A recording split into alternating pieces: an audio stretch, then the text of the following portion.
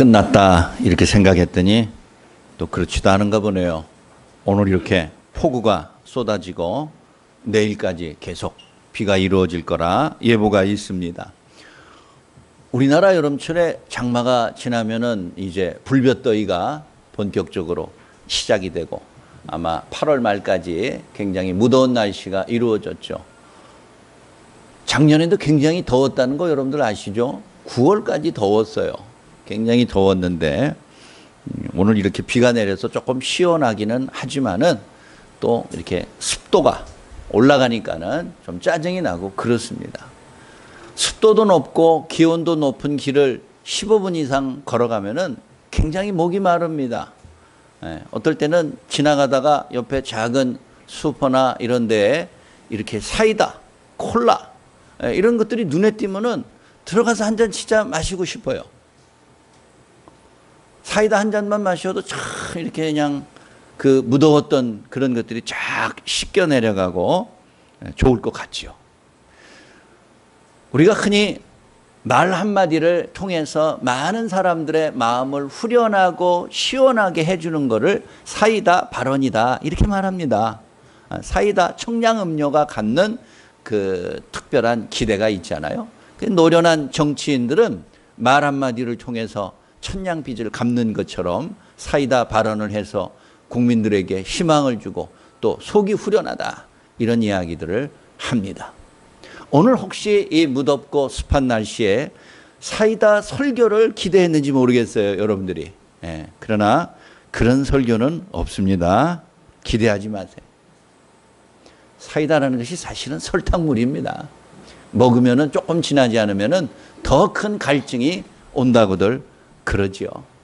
하나님의 말씀이 때에 따라서는 이런 날씨에 우리에게 시원한 냉수 한 잔과 같은 시원함과 후련함과 기쁨과 깨달음을 주기도 하지만 반대로 우리로 하여금 더 낙심하게 만들고 마음에 찔림을 받게 만들고 아픔과 고난을 주는 것이 또한 하나님의 말씀이기도 합니다. 하나님의 특별한 이와 같은 계시의 말씀들은 우리에게 이와 같은 인간적인 기쁨을 줄 때도 있고 반대로 인간적인 낙심을 우리에게 깨닫게 해주는 경우들도 있다는 것이지요.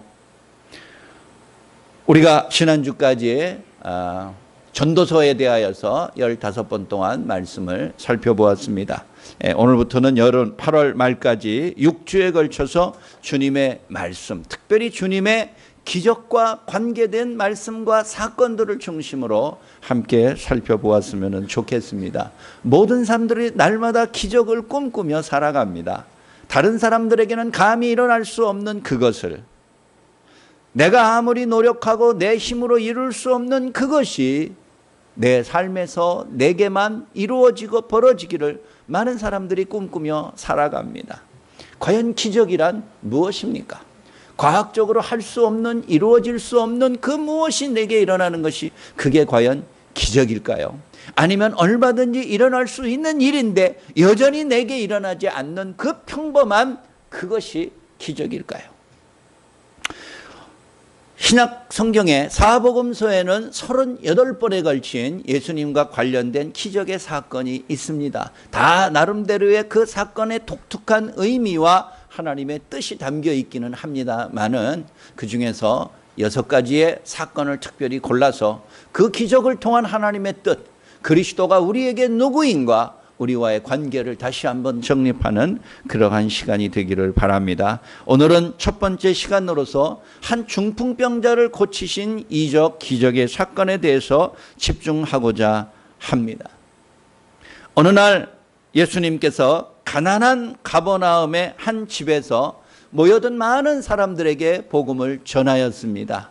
가버나움이라는 도시는 이스라엘의 지도를 보면은 저 북쪽에 있는 갈릴리 지역의 작은 마을입니다. 가난한 사람들이 주로 많이 모여 사는 곳이기는 하지만 그곳에서도 유대인들의 특유의 종교적인 열정은 충만하였습니다. 예수님이 거기에서 한 집에 들어가서 오랫동안 이 사람들과 저 사람들과 서기관들과 바리새인들과 율법주의자들과 또 주변에 온 사람들과 하나님의 말씀에 대해서 구약의 율법에 대해서 토론하였습니다. 하나님의 거룩한 뜻이 무엇인지를 많은 사람들에게 전하고 있을 때 한 중풍병자가 그 집에 도착하였습니다. 그 병자를 사랑하는 4명의 친구가 들것에, 침상 같은 들것에 하나씩 붙잡고 왔는데 들어오는 입구부터 사람들이 너무 많아서 도저히 길을 헤치고 나아갈 수 없었습니다. 좀 비켜달라고 그래도 아무도 비켜주지 않은 모양이에요. 우리 같으면 환자가 있으니까 웬만하면 좀 비켜줄 만한데 그래 비켜주지 않은 모양이에요. 그래서 이 사람들이 생각다 못해서 지붕으로 올라가서 기왓장을 드러내고 지붕에 구멍을 뚫어서 이 환자를 이렇게 줄로 해가지고 달아내렸다라는 사건이 오늘 그 내용입니다. 자, 생각해 보세요. 남의 지붕에 올라가 가지고 기왓장을 드러내고 구멍을 뚫는다. 구멍을 얼마나 크게 뚫어야 될까요? 사람이 들것에 누워있는 정도를 드러내릴 정도면은 아마 가로 세로 최소한 3m는 뚫어야 되지 않을까 생각합니다. 집이 얼마나 큰 집이었는지 알 수 없지만은 그 지붕에 큰 구멍이 뚫리는 사건이 벌어지게 된 것이에요. 성경 어느 곳에서도 비교할 수 없는 특이한 사건과 모습이라고 봅니다. 여러분, 이런 일들이 가능합니까? 남의 물건을 빌려 쓰고 돌려주는 경우는 있습니다. 소모품이 아닌 경우는 빌려 쓰고 또 빌려줄 수 있는 거죠. 망치 좀 빌려달라는데 그건 뭐 비싸게 굴 필요가 뭐 있어요. 망치 한번 쓰고 갖다 준다고 그래서 절반이 없어지는 것도 아닌데. 그러나 소모품인 경우는 다르죠. 몇 번 사용해서 없어지는 거라면은 남에게 빌려서도 안 되지만 빌려주지도 않죠. 자기가 돈 주고 사야 되는 겁니다. 남의 지붕에 구멍을 뚫었다. 소모품을 엄청나게 많은 손실을 보았다. 그런 얘기입니다. 다른 사람에게 이와 같이 큰 물질적인 피해를 주면서까지 그런 소동을 벌일 만한 가치가 있는 것인가? 이것을 먼저 주목하고자 하는 거예요. 제가 미국에 있을 때 어떤 한인교회를 다니는데 모임이 있어서 차를 타고 가는데 그 교회 어떤 장로님이 자기 차로 나를 데리고 우리 이렇게 같이 갑니다. 같이 가는데 길을 잘 못 찾았어요. 길을 잘 못 찾아가지고 전화를 했더니 그 길이 아니고 지나쳤다고. 그래서 다시 차를 돌려서 나와야 되는데 길이 너무 좁았어요. 그래서 할 수 없이 옆에 다른 사람의 사유지, 다른 사람의 마당 같은 데로 이렇게 T자로 후진을 해가지고 차를 이렇게 돌려 나오게 되는 겁니다. 담이 있는 집도 아니에요. 그러니까 대문도 없죠. 그냥 이렇게 도로에서 그냥 쑥 내려가면은 그 사람 그 집에 들어가는 입구고 그래요. 그래서 차를 이렇게 후진해가지고 잠깐 들어갔어요. 좌회전할 만큼의 거리만 확보하면 되니까 한 1m, 2m 요 정도만 들어갔는데 하필이면 그 길 건너편에 그 집주인이 서 있다가 쫓아와 달려와가지고 막 뭐라는 거예요. 남의 집에 왜 무단으로 들어왔냐는 거예요. 아니 집에 들어간 건 아니죠. 그 개인 재산을 사유지를 조금 침범했다 이거예요. 그래서 미안하다고. 그러나 거기 조금 들어갔다고 해서 무슨 땅이 없어집니까? 싱크홀이 생깁니까? 그거 참 너무하잖아요. 그래서 뭐 이렇게 좀 미안하다고 우리가 길을 잃어가지고 다시 차를 돌려나가야 되는데 아시다시피 길이 좁아서 이렇게 유턴을 할 수가 없어서 이렇게 좀 한 거라고. 그런데도 막 이렇게 막 얘기를 해요. 그랬더니 그 옆에 있던 우리 그 교회 장로님도 조금 화가 나가지고 미안하다고 그랬는데 그 정도 가지고서 그래서 같이 조금 싸웠어요. 언쟁이 붙었어요. 그래서 나는 옆에서 그냥 멀거니 내가 운전한 건 아니니까 멀거니 이렇게 그냥 같이 있는데 갑자기 미국 사람이 집 안으로 뛰어 들어가는 거예요. 그러니까 이 장로님이 갑자기 차에 탁 타더니 목사님 갑시다. 그때 차를 확 꺾어가지고 나가는데 사람이 다시 집 밖으로 나오는데 진짜 손에 뭐가 들려 있었던 것 같았어요. 자세히는 못 봤는데 분명히 총이었을 거야. 그런 사람도 있어요. 뭐 드문 경우지만 자기에게 요만큼의 손실과 권한이 침해받았다. 허락도 없이 내게 이러한 손해를 끼치고 나를 불쾌하게 했다 그러면 못 찾는 사람 한국이든 미국이든 전 세계 어느 데나 다 있습니다. 뭐를 망친 것도 아닌데 말이야. 너무 지나치게 자기에게 오는 그 손실과 불쾌함을 견디지 못하는 사람이 있어요. 하물며 여기 남의 지붕을 뚫은 일은 상상할 수도 없는 일이죠. 이런 일들이 어떻게 가능할까? 도대체 이 4명의 친구들은 뭘 믿고서 남의 지붕에 올라가 가지고 지붕을 뚫고 천장을 뚫고서 자기 친구를 달아 내렸을까? 제일 중요한 것은 그리스도에 대한 믿음 때문에 그런 것이지요. 이렇게 해서라도 내 친구를 주 앞으로 데려가서 그분에게만 갈 때만이 희망이 있다라는 확신이 있었던 것이에요. 잘 될까? 고쳐주실까? 의심 반 믿음 반 있으면 절대 남의 지붕에 뚫지 못합니다. 그런 큰 사고를 치지를 못한다는 것이에요. 이미 1장 34절에 의하면 예수님은 많은 병자를 치유하는 이적을 통해서 갈릴리 지역의 유명 인사가 된 지 오래입니다. 이런저런 병자들이 일부러 주님을 찾아가서 고통과 괴로움을 호소할 때마다 주님은 그들의 아픔을 치유하고 그들이 원하는 대로 낫게 해주셨다. 많은 소문을 통해서 가는 곳마다 예수 그리스도는 유명 인사가 되었습니다. 중풍병자의 친구들이 나사렛 예수 님이 하나님으로부터는 거룩한 자, 그리스도, 특별한 사람이라는 것을 확신했다는 것이에요. 온전한 믿음이란 어떠한 방해와 장애물에도 굴복하지 않고 뚫고 나가는 힘이 있습니다. 오늘 5절 말씀을 보니까 주님이 이 광경을 보시고 놀랍게도 그 중풍병자의 죄를 용서해 주셨어요. 자, 그런데 이 친구들이 이 환자를 데려올 때는 죄 용서함 받는 거는 꿈에도 못 꾸었어요. 낫게 해주는 그분에게만 가면은 병자들도 낫는다라는 소문에 대한 확신을 갖고서 간 것인데 주님은 그 환자를 일으켜 세우고 낫게 하는 것은 관심이 없고 죄 용서하는 것을 통해서 그에게 놀라운 선언을 한 겁니다. 오늘 여기서 우리가 주목할 것은 병자를 고치신 믿음이 환자 자신의 믿음이 아니라 친구들의 믿음이었다라는 것이에요. 오늘 5절 말씀을 보니까 예수님께서 그들의 믿음으로 인하여, 그들이 누굽니까? 친구들이지요. 당사자가 아니라 친구들의 믿음으로 인하여서 그 믿음을 보시고 우리 주님이 이 환자에게 말하기를 내 죄가 용서되었다. 이렇게 선언을 하고 있습니다.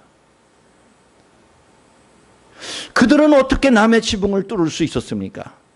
설령 그 친구가 아쉽게도 주님에게 고쳐지지 못하고 회복되지 못하더라도 뭐 지붕 뚫은 거야 뭐 별거겠어요. 돈 조금 반반씩 4분의 1씩 부담해서 또 고쳐주면 되기는 되는 것이지요. 어쨌든 이 친구에게는 그 정도의 희생과 손실을 감수할 수 있었다는 거예요.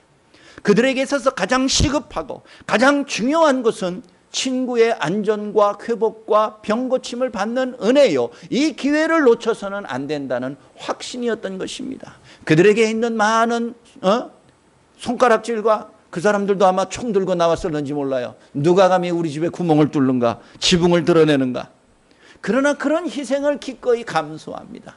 가장 시급한 것은 친구가 낫는 것이에요. 가장 중요한 것은 남의 지붕이 구멍이 뚫리는 손실이 아니라 재정적인 피해가 아니라 내 친구가 어떻게 하든지 나을 수 있다라는 그 소망과 그 믿음이 중요하다는 것이에요.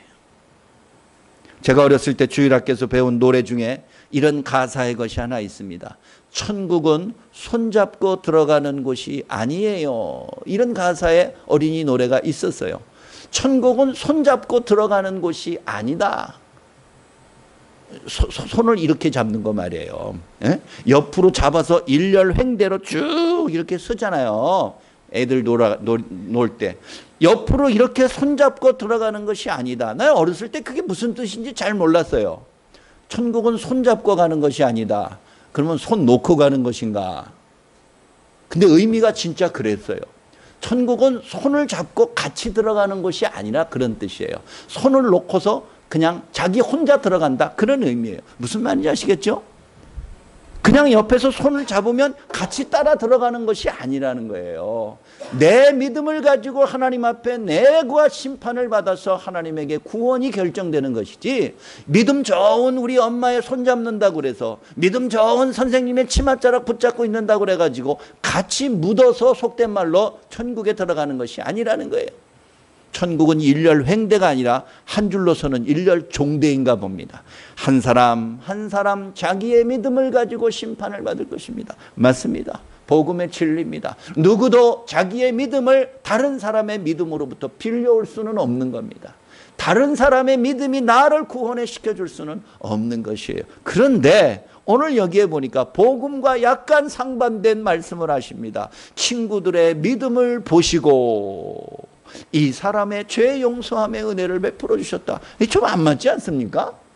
복음하고 틀리지 않아요? 그러나 여러분, 내 믿음이 다른 사람의 구원을 이끌어갈 수는 없습니다. 그럴 수는 없어요. 그러나 한 가지, 우리의 믿음이 연약한 자들을 주 앞으로 인도하게 할 수 있고, 그래서 주님의 자비와 긍휼과 은혜를 입을 수 있는 기회를 줄 수 있다는 사실을 여러분들 꼭 기억하시기 바랍니다. 바울은 로마서 1장 17절에서 복음에는 한 의가 나타나서 믿음으로 믿음에 이르게 한다, 이런 말이 있어요. 믿음으로 믿음에 이르게 한다. 지난 번역의 성경은 믿음에서 믿음으로 이르게 한다, 이렇게 번역을 했어요. 그러면 믿음도 종류가 있다라는 거예요. 그렇습니다, 여러분. 믿음도 종류가 있지요. 큰 믿음이 있다니까 작은 믿음도 있는 것이고, 성숙한 믿음이 있으니 미성숙한 믿음도 있는 것이니, 믿음에서 믿음으로 믿음에 이르게 할 수 있다라는 말이에요. 친구들의 성숙한 믿음이 미숙한 다른 친구의 믿음을 주 앞으로 인도하게 할 수 있는 능력이 있다라는 것입니다. 주님이 우리에게 가르쳐 준 것은 바로 그것입니다.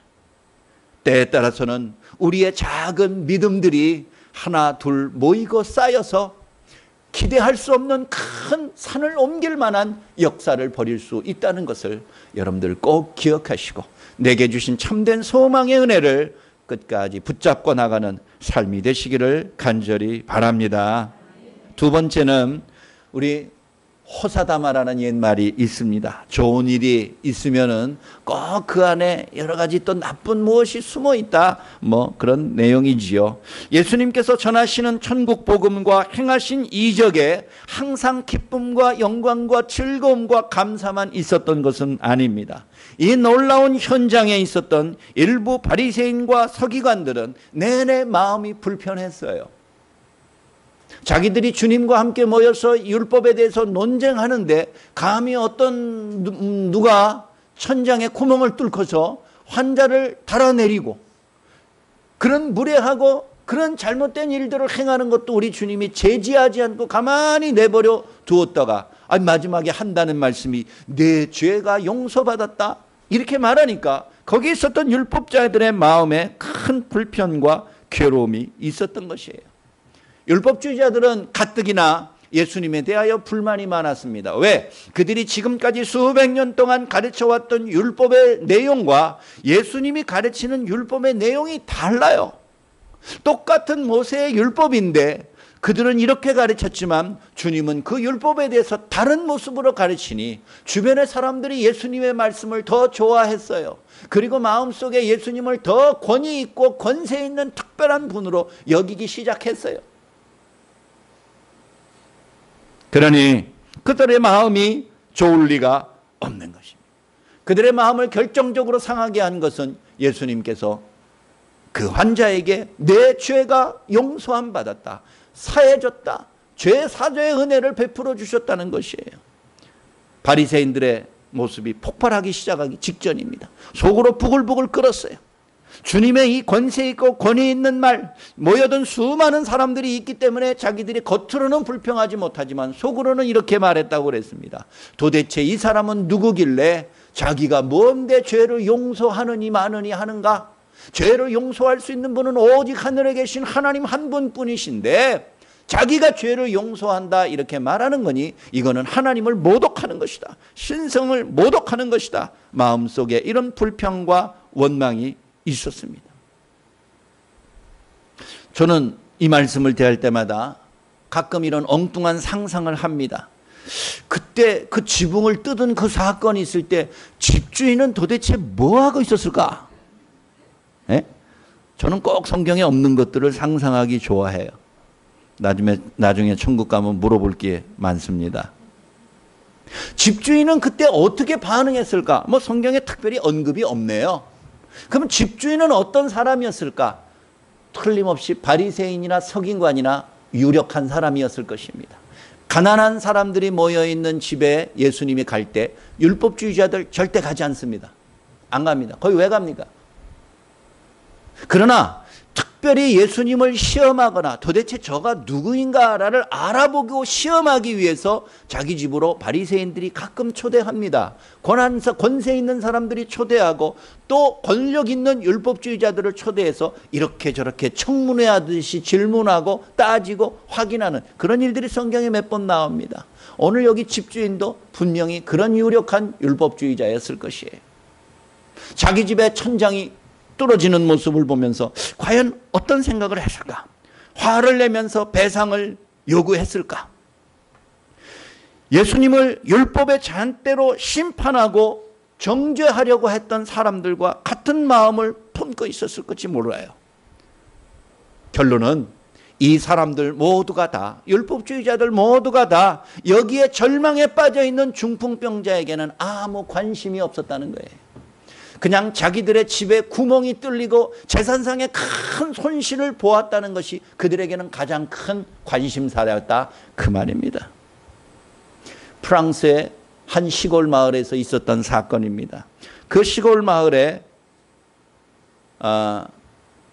100살을 맞이하는 할아버지가 한 사람이 있었습니다.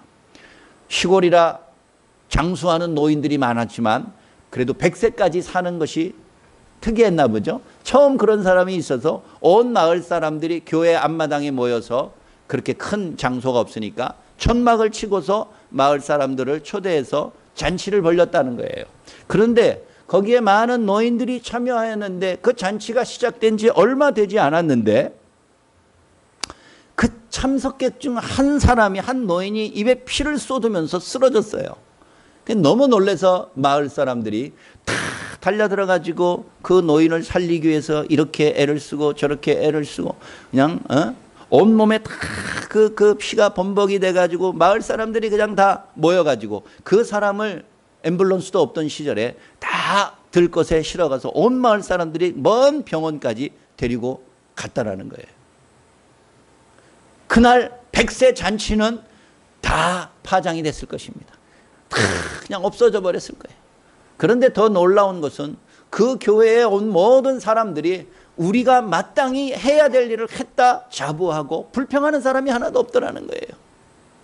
100년에 한 번 있을까 말까 한 특별한 잔치였는데, 마을에게 몇십 년 만에 한 번 있는 특별한 잔치였는데 그 모든 것들이 다 수포로 돌아가고 즐거움은 온데간데였고 다 모든 이런 것들을 뒤집어 쓰고서 힘들게 하루를 지냈는데 아무도 불평하는 사람이 없어요. 왜? 한 생명을 구했다는 자부심과 즐거움이 그들에게 있었던 그 귀한 잔치의 기회조차 가볍게 여기게 만든다는 것이에요.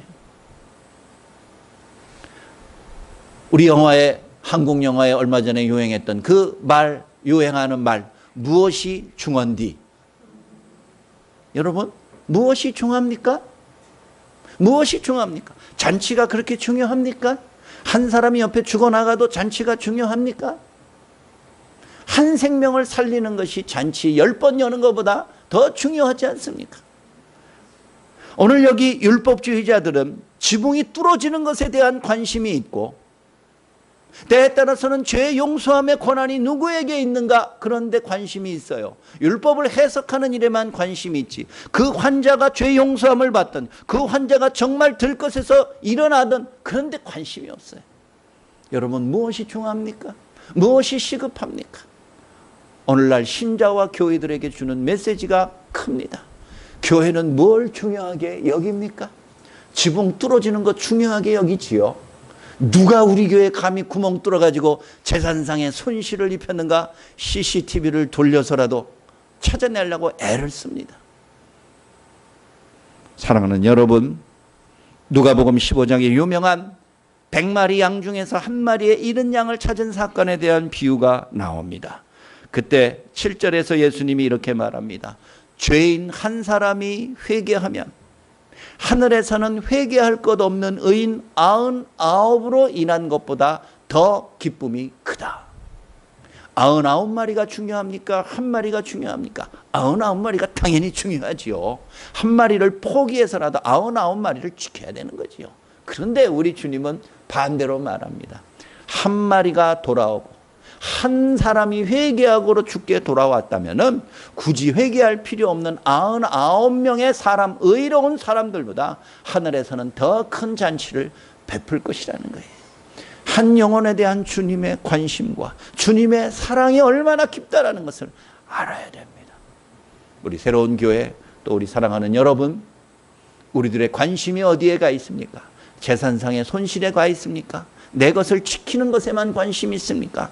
한 영혼이 주께로 돌아오는 것을 소중하게 여기고, 우리가 조금 손해보고 조금 피곤하고 속이 좀 불편하더라도 한 사람의 회개하고 한 사람이 예수 믿고 한 사람이 자기 의지를 갖고서 세례받는 것에 대하여 기뻐하며 축하하며 즐거워하며 감사하는 복된 하나님의 자녀 되시기를 주의 이름으로 소원합니다. 마지막 세 번째는 사유, 죄 용서하는 것과 죄 용서하는 것과 치유, 병에서 낫는 은혜를 비교해 보겠습니다. 중풍병자를 지붕에서 달아내린 사건은 결국에 가서는 우리 예수님께로 다 돌아옵니다. 모든 관심의 초점이 다시 그리스도에게로 돌아옵니다. 주님은 바리새인들의 불편한 감정을 꿰뚫어 보시고 그들에게 9절에서 이렇게 반문합니다. 너희들이 속으로 불쾌해하는 이유가 뭐냐? 이 사람이 죄 용서받았다고 내가 말해가지고 불쾌하냐?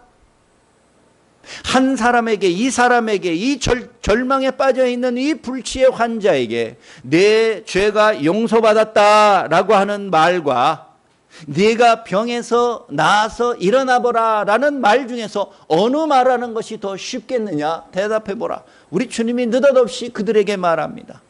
일어나 걸어라 라는 말하고요, 네가 죄 용서받았다 라는 말 두 개 중에서 어느 것이 더 쉽겠어요? 여러분들도 한번 답변해 보세요. 속으로 답변해 보세요. 어느 것이 더 쉬운 말인가? 사유, 타인의 죄를 용서하는 것은 어렵습니다. 왜냐하면 율법자들의 말처럼 사죄라는 것은 오직 창조주 하나님만이 하실 수 있기 때문에 그렇습니다. 죄인을 같은 죄 아래에 있는 또 다른 죄인이 어떻게 용서할 자격과 자질이 있습니까? 아무도 그럴 자격이나 능력이 없어요. 그런 의미에서 불가능합니다. 그러나 사유의 은혜는 남의 죄를 용서했다라는 그 말은 누구나 할 수 있는 거예요. 뭘로 할 수 있죠? 입으로 하는 거 아닙니까? 말로 하는 거니까, 아무나 할 수 있는 거니까 쉬운 일이라 그런 말이에요. 당신의 죄가 사하여졌습니다.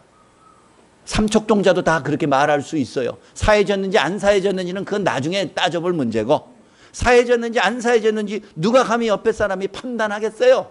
그걸 어떻게 알겠어요? 그런 의미에서 쉬운 말이라는 거예요. 어떠한 증거도 필요 없어요. 내 죄가 용서함을 받았느니라. 우리 가톨릭 신부님들이 자주 그러죠. 고백성사, 고해성사 할 때 당신의 죄를 사하노라. 사해졌는지 안 사해졌는지 솔직히 몰라. 아무도 몰라. 신부님도 모르고 본인도 몰라. 오직 하나님만 아셔요. 미안하지만 그런 의미에서는 제일 쉬운 일이에요. 죄 용서하는 것은 제일 쉬운 일이에요. 반면에 불치병에 걸린 중풍병자, 한 번도 일어나 걸어본 적이 없는 사람에게 내가 그 자리에서 일어나서 걸어보라, 이런 말은 매우 어려운 겁니다. 왜? 증거가 필요해요. 진짜 그 사람이 일어나서 걸어가야만 되는 거예요. 그러니 아무도 입 바깥으로 감히 그런 말을 할 수 없는 거예요. 우리 주님의 말씀은 명백합니다. 주님은 잠시 후에 침묵이 흐르는 그 곳에서 그 누워있는 환자에게 명합니다. 자리에서 일어나 네가 가지고 온 그 상을 가지고서 집으로 돌아가라. 그때 누워있었던 그 중풍병자가 벌떡 일어나서 자기의 침대와 같은 상을 들고서 집으로 돌아갔다라고 기록되어 있습니다. 죄 용서하라라는 말씀이 쉬운 거라면 그 사람의 질병을 낫게 하는 능력은 어려운 것입니다. 그런데 우리 주님은 어려운 것을 행함으로써 쉬운 것들은 얼마든지 행할 수 있다는 것을 우리에게 보여주신 것이에요. 그러나 쉽고 어려움의 문제가 아니지요. 중요하고 덜 중요함의 문제가 아니겠습니까? 예수님은 치유의 은혜를 우리에게 베푸시기도 하지만 때에 따라서는 더 중요한 사유의 은혜를, 죄 용서함의 은혜를 우리에게 베풀어 주시는 하나님의 능력인 것입니다. 여러분, 아무도 흉내낼 수 없는 일입니다. 그러나 주님은 그를 일으켜 세웠어요. 더 어려운 것을 행하심으로써 더 쉬운 것도 그의 말씀으로 얼마든지 가능하다는 것을 이미 증명해 보이신 거라는 거예요. 예수님이 궁극적으로 관심 갖고 베풀고자 하는 은혜는 죄 용서함의 사유의 은혜인 것이지, 우리로 하여금 질병에서 낫고 누구가 뭐가 어떻게 됐고 깨끗해지고 건강을 회복했고 우리 주님의 관심사는 거기에 있는 것이 아닙니다. 예수님의 관심은 치유가 아니라 사유, 즉 죄로부터의 자유였다라는 것이에요. 오늘 10절에 있는 말씀처럼 이 모든 죄를 용서하는 권세는 오직 예수 그리스도 한 분에게만 달려있다는 것을 우리에게 보여준 결정적인 사건인 것입니다. 중풍병에서 여기 나았던 환자가 결국에 가서는 나중에 어떻게 됐을까요? 죽었겠죠. 너무 뻔한 질문합니까? 예수님에 의해서 죽었다가 부활된 친구 나사로도 나중에는 어떻게 됐겠죠? 죽었겠죠. 이렇게 저렇게 치유의 은혜를 받은 사람도 결국에 가서는 끝장을 볼 것입니다. 죽을 것입니다. 늙어서 죽든 뭘 어떻게 죽든 죽었을 것입니다. 그러나 죄 용서함의 은혜를 받은 사람은 영원히 사는 줄 믿습니다. 주님이 주시는 사유의 은혜는 비교할 수 없는 것이에요. 치유의 은혜보다 더 큰 하나님의 능력과 은총인 것이에요. 말씀을 마치겠습니다. 오늘날 모든 교회들과 신자들은 여전히 중풍병이 치유되는 기적을 원합니다. 더 편하고 더 건강하고 더 출세하고 더 성공한 삶을 살기를 모든 사람이 바랍니다. 그러나 사죄의 은혜에 대해서는 별 관심 없습니다. 내가 죄 용서함 받아서 하나님의 거룩한 백성으로 변화되고 내 이웃이 그렇게 되었다는 것에 대하여서 별 감동 없습니다. 기대하지 않습니다. 오늘 이적 사건은 우리에게 무엇이 중요한 것인지를 가르쳐 줍니다. 우리는 왜 중요하지 않은 것에 너무 지나치게 집착하는지 우리 주님이 우리에게 일깨워 주십니다.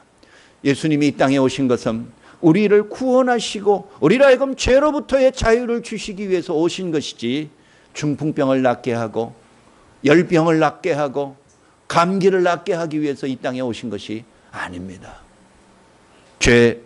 몸에 건강한 것은 의사에게 가세요. 병원에 가야 됩니다. 그러나 우리가 용서함 받고 죄로부터의 자유함을 얻는 사유의 은혜는 오직 그리스도 한 분에게만 있는 줄 믿으시기 바랍니다. 우리 사랑하는 새로운 교회가, 우리 모든 믿음의 형제 자매들이 우리 교회 안에서 벌어지는 이런 사유의 은혜에 대하여 우리 모두가 함께 박수치며 기뻐하고 감사해야 됩니다. 그로 인하여서 여러 가지 무슨 재정적인 손실 보고 우리가 조금 불쾌하고 이런 거 너무 따지지 말아야 돼. 그런 거 하라고 우리가 헌금하는 거 아닙니까?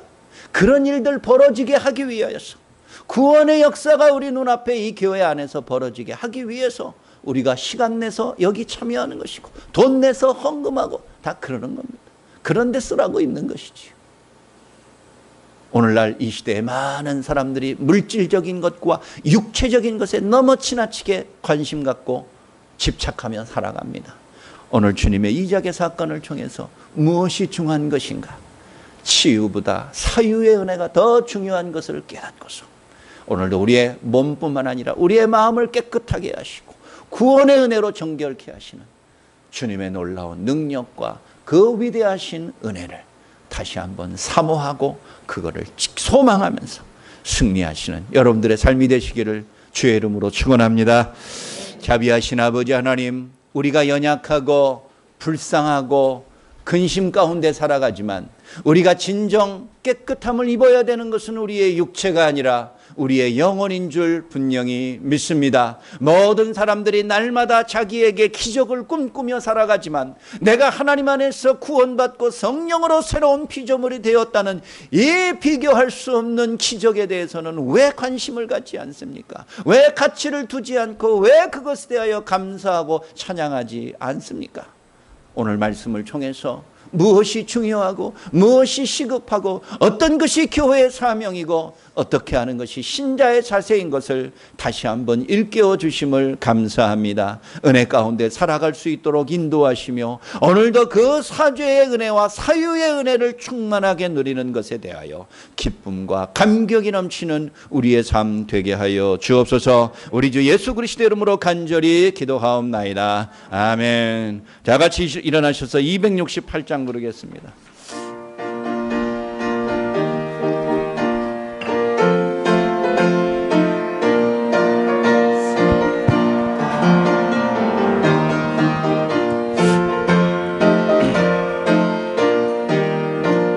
죄에서 자유를 얻게 하는 보혈의 능력, 주의 보혈, 시험을 이기고 승리하니 참 놀라운 능력이로다. 주의 보혈 능력이 또다. 주의 배배도 주의 보혈 그 어린 양의 매우 귀중한 피로다. 육체의 정욕을 이길 힘은 보혈의 능력, 주의 보혈, 정결한 마음을 얻게 하니 참 놀라운 능력이로다. 주의 보혈 능력이 또다. 주의 피 믿어 주의 보혈 그 어린 양의 매우 귀중한 피로다. 눈보다 더 이게 밝히는 것 보혈의 능력, 주의 보혈, 부정한 모든 것 밝히시니 참 놀라운 능력이로다. 주의 보혈 능력이 또다. 주의 피도 주의 보혈 그 어린 양의